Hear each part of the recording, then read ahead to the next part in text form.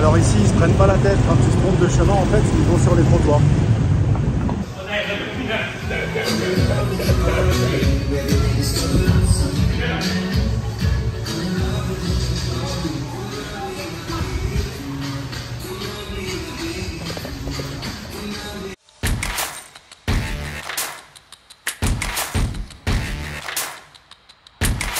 Salut Cédric. Salut Renaud. Je te remercie de m'accueillir ici, chez toi, dans l'Elite Fight Club. Avec plaisir, bienvenue. Enchanté. Dans cette interview, on va parler de plusieurs choses. Ma chaîne, si tu as pu regarder un petit peu certaines interviews. J'ai regardé un petit peu ce que tu faisais évidemment. Merci de m'inviter d'ailleurs. Ouais, bah écoute, c'est avec grand plaisir. Donc le but c'est de montrer des Français qui se sont expatriés ici en Thaïlande et qui avaient un projet, qui ont réussi leur expatriation. Ok. Donc je vais te laisser la parole. Pour commencer, juste la première question forcément, en gros, tu as quel âge, tu viens de quelle région en France et pourquoi tu as choisi la Thaïlande pour t'expatrier? Écoute, j'ai 45 ans, je suis originaire d'Alsace en France et j'ai vécu pendant une vingtaine d'années à Paris avant de venir ici en Thaïlande. Et je suis venu ici sur un coup de tête, j'ai eu une opportunité professionnelle entre guillemets. Okay. Et je suis parti un peu sans réfléchir. J'ai tout vendu en France et je me suis dit bon allez, je pars à l'aventure sans faire trop de business plan, sans rien, sinon je serais peut-être pas parti. Mais, okay. T'as rien planifié? Non, rien du tout. Je suis parti c'est décidé en 2 mois. J'ai pu racheter le club de boxe dans lequel je m'entraînais. Et je me suis dit bon bah allez banco, j'ai dit si je me plante, j'ai planté une bagnole d'occasion, c'était pas un gros investissement au départ. D'accord. Et puis voilà, je suis parti comme ça à l'aventure tout seul, hein, avec ma valise et puis c'était parti. D'accord. Donc quand tu me dis c'était pas un gros investissement au départ, je crois comprendre que maintenant il y a d'autres investissements. Ouais, maintenant on a grossi, on a bien grossi. On va en parler juste après. Mais au départ j'ai racheté la salle de boxe, j'ai racheté ça 700 000 bahts, donc ça fait 18 000 €. Okay. Bon, ça c'est pas. Je me suis dit si je me plante, j'ai planté une bagnole d'occasion. Et puis voilà quoi. Et puis au moins je l'aurais fait. D'accord. Et puis bon, finalement ça va, ça s'est pas trop mal passé. Et puis t'es bien entouré parce que, alors je suis pas un grand connaisseur de boxe thaï, mais forcément les frères Pinto, j'ai vu le reportage sur M6. Écoute, c'est déjà des amis à la base, je connais très bien leurs parents. Et Victor travaille avec moi. Je travaille aussi avec Antoine, forcément, parce qu'il travaille dans tous les stadiums de boxe, il est présentateur, c'est des grands noms de la boxe ici en Thaïlande, donc de bosser ensemble, c'est très bien pour moi. D'accord. Et puis on s'entend bien, on a la même façon de voir les choses un peu, donc ça aide pas mal pour le business et pour plein de choses. D'accord, ils ont une légitimité, une crédibilité. Oui, bien sûr, bien sûr. Ils sont franco-thaïlandais? Non, ils sont français. Ils sont français? Ouais, français. Alors en 60 secondes, parce que c'est pas le but de savoir ce que tu faisais en France, mais rapidement en fait, qu'est-ce que tu faisais en France? En France, en fait, j'étais DJ, j'avais 2 émissions sur M6. Sur M6 Musique et je tournais un peu dans le monde entier et puis c'est comme ça que j'ai découvert la Thaïlande. J'étais en tournée en Asie et je commençais à m'entraîner ici, à combattre un peu en Thaïlande et je revenais beaucoup tous les ans et puis voilà. Okay. J'étais à la télé. À la télé M6? M6 Musique. C'était l'époque de Ophélie Winter? Non, c'était après. Je suis un peu plus jeune que ça quand même. Encore. Juste après sur M6 Musique, voilà. Et ça a duré, j'étais à l'antenne pendant de 2009 à 2016. Okay. Voilà, pendant 7 ans. Voilà, j'avais ma boîte de prod, je produisais mes émissions. Okay. C'était cool. Donc tu avais déjà tempérament d'entrepreneur, mais rien à voir dans la boxe thaï? Non, rien à voir dans la boxe thaï. Je faisais de la boxe en France, mais comme on peut en faire en France. Et puis j'ai découvert la boxe en Thaïlande, c'est totalement une autre dimension. Et je m'entraînais ici, ça s'appelait Elite Boxing avant. Et je m'entraînais avec Trainer Gay, qui est un des plus gros entraîneurs de Muay Thai au monde. Et qui est devenu un très bon ami, donc il m'a entraîné pendant quelques années, j'ai combattu un petit peu. Et puis à un moment, comme je t'ai dit tout à l'heure, j'ai eu l'opportunité de racheter la salle. Et je me suis dit, allez banco. Et voilà. Ok. Alors, moi je suis un peu surpris parce que je m'attendais à voir... alors, je ne suis pas surpris quand j'ai vu des rings et quand j'ai vu du matériel de boxe, mais j'ai vu que maintenant tu avais un restaurant, une piscine... Ouais, en fait, on est basé sur le 10e étage d'un gros building au centre de Bangkok. Donc, au bout d'1 an, je savais que pour évoluer, il fallait que tout évolue autour de moi. Donc, j'ai fait la proposition de reprendre tout l'étage. Donc on a tout le 10e étage, on a un gros centre sportif qui s'appelle Elite Training Center, c'est pas la même chose, Elite Fight Club, Elite Training Center. Donc on a une grosse salle de fitness, on a une piscine de 25 mètres, on a un restaurant au bord de la piscine. Voilà, on a essayé de faire un vrai complexe sportif autour du sport et du bien-être en plein centre de Bangkok. Et donc ta clientèle, tu travailles essentiellement avec des Thaïlandais. Est-ce que tu as on a sur Bangkok, on travaille un peu, on a quand même pas mal une clientèle locale. Alors c'est des Thaïs et des expats. Après on a beaucoup de gens qui viennent pour la boxe, qui font un arrêt chez nous avant d'aller dans les autres camps, que ce soit nos autres camps ou des autres camps en Thaïlande, parce qu'ils arrivent à Bangkok et on fait partie des camps qui sont un peu à faire à Bangkok. Donc il y a beaucoup de gens qui s'arrêtent chez nous pour quelques jours, voire plus, il y a des gens qui restent plus longtemps. Mais généralement les gens qui viennent comme ça faire des stages de boxe sur 1 mois, 2 mois, ils ne restent pas forcément à Bangkok pendant 2 mois. Donc ils y sont à l'arrivée, ils y sont au départ. Et après ils vont sur les îles, Phuket, Samui, Hua Hin ou d'autres. Donc à Bangkok on a un peu de tout, sur les autres camps c'est plus des gens qui viennent en stage de l'étranger.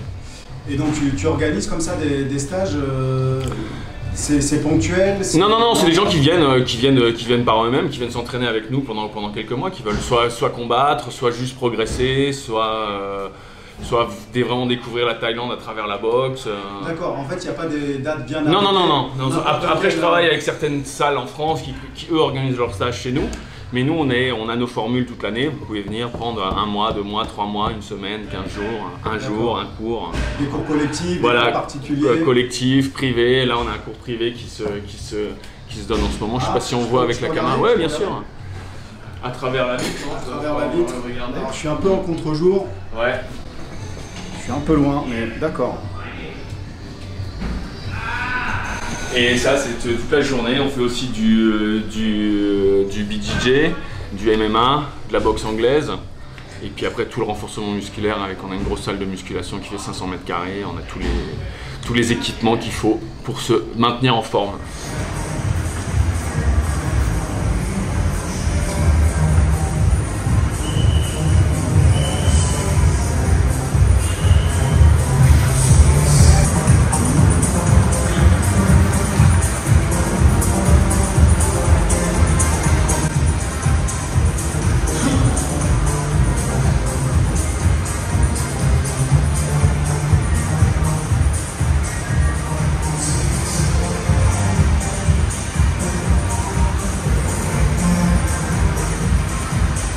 Le MMA, c'est la cage et en passant, j'ai vu une cage. On la voit juste là.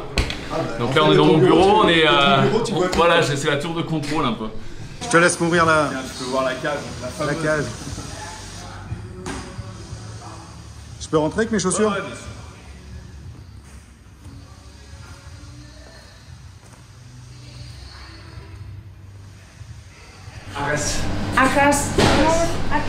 C'est la mascotte ici, non? Ouais, c'est ça. Say hi. C'est le patron, c'est le vrai patron. Viens là, hop. Non, mais c'est lui le patron en fait. Ouais, mais c'est lui le patron, exactement. Alors pour terminer sur la partie professionnelle, ouais. Une question, est-ce que tu parles thaï? Je comprends, je commence à baragouiner, j'avais pris des cours.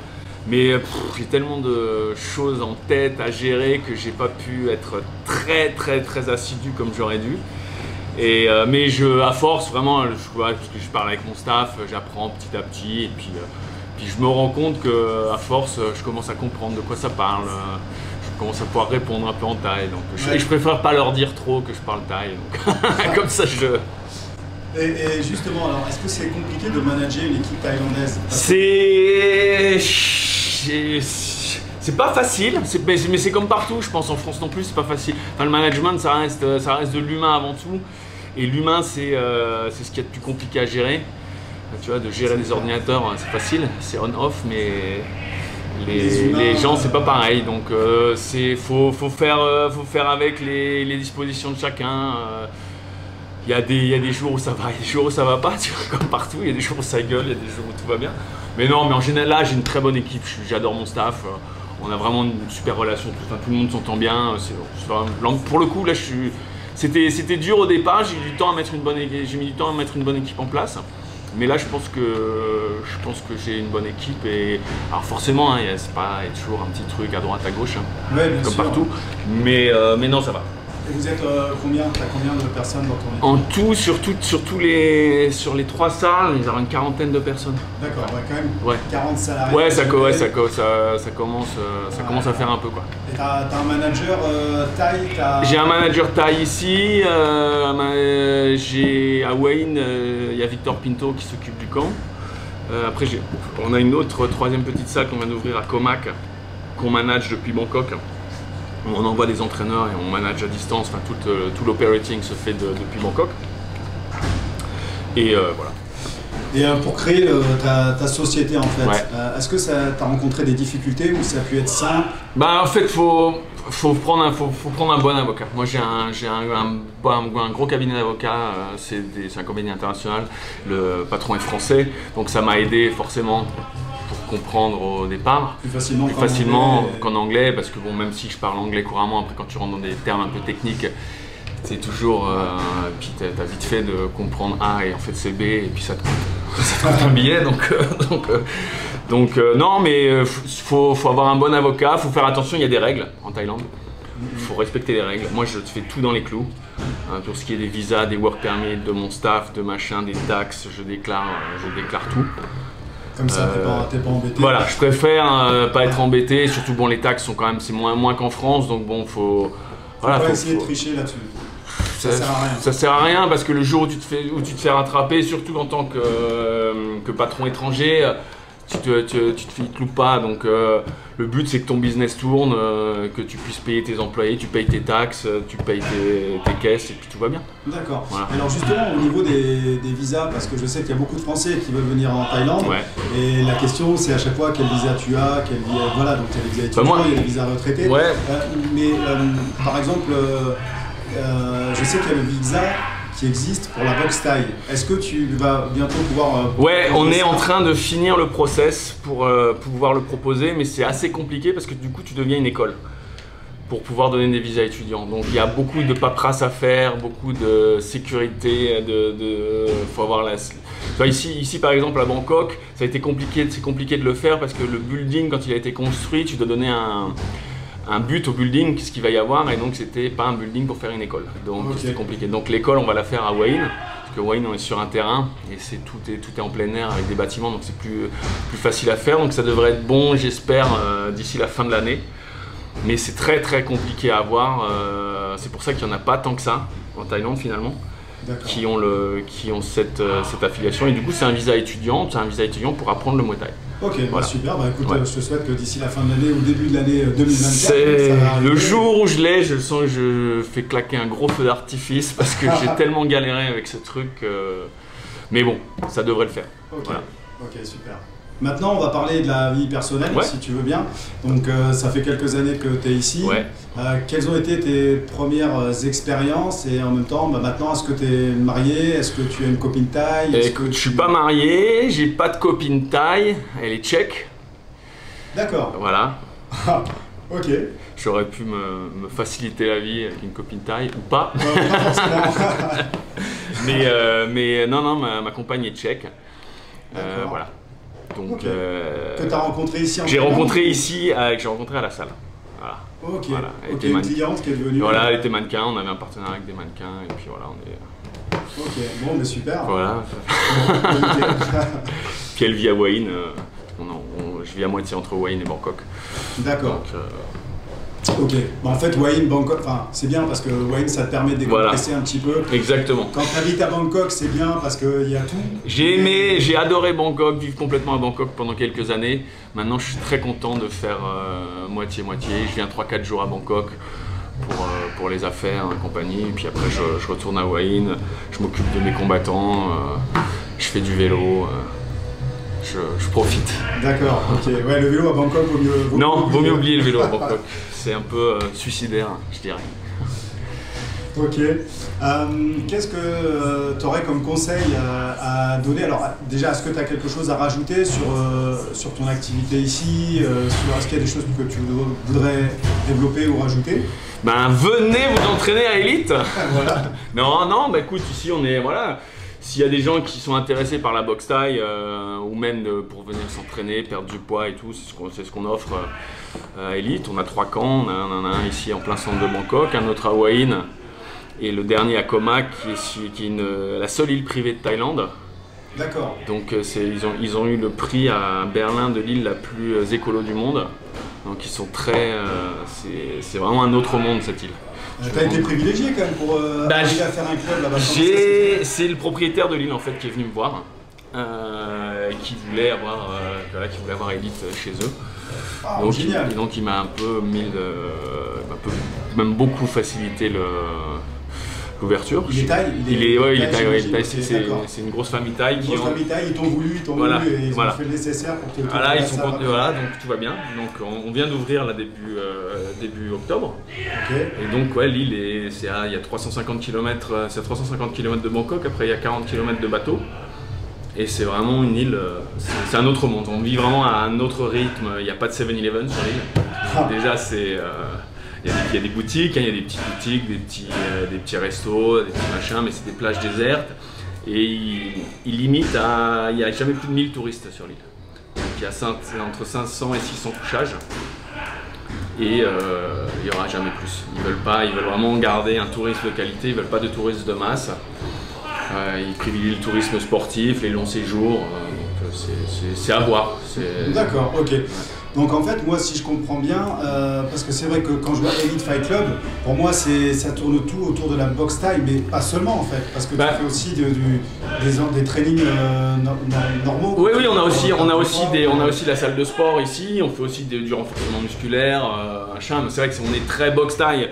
On a nos compétiteurs, on a nos fighters professionnels qu'on prépare, qu'on fait boxer un peu partout en Thaïlande et dans le monde.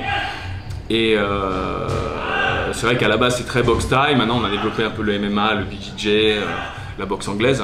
Mais c'est vrai que tu élargis un peu. Voilà, on élargit un petit peu, mais le noyau c'est quand même boxe thaï. La boxe thaï. Ok. Bah écoute, Cédric, je te remercie d'avoir fait. Merci d'être venu nous voir. C'était avec un grand plaisir. Et puis bah écoute, de toute manière on se reverra et j'espère que la prochaine fois qu'on se reverra, tu auras obtenu le visa étudiant. Ah bah j'espère avant qu'on se revoie. Ok, ça marche. Allez, à bientôt, merci. Ciao.